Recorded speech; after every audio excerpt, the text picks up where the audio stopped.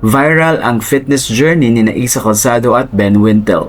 Umani ng kilig at inspirasyon sa social media ang mag-asawang sina Isa Calzado at Ben Wintel matapos mag-viral ang kanilang mga video habang sabay na nag-workout sa iba't ibang magagandang lokasyon tulad ng garden at beach.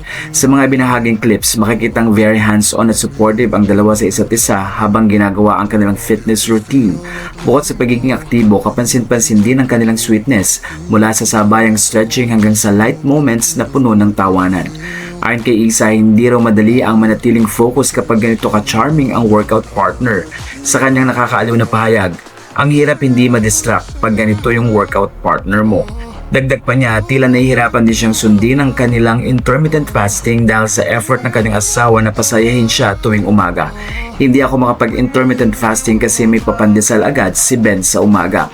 Dahil dito, mas lalong minahal ng netizens ang kanilang relatable at natural na samahan bilang mag-asawa. Pinakita na posible ang balancing lifestyle kung saan may disiplina sa fitness pero may puwang pa rin para sa simpleng kasiyahan at lambingan.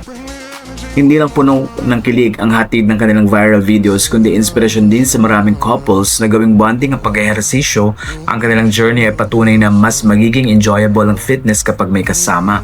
Importante ang suporta ng partner sa healthy lifestyle at okay lang ma-distract paminsan-minsan lalo na kung may kasamang pagmamahal.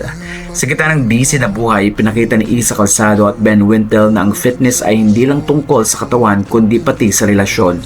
Sa kanilang sweetness at nakakatuwang moments, napatunayan na ang tunay na fit ay hindi lang physical kundi emotional at relational din.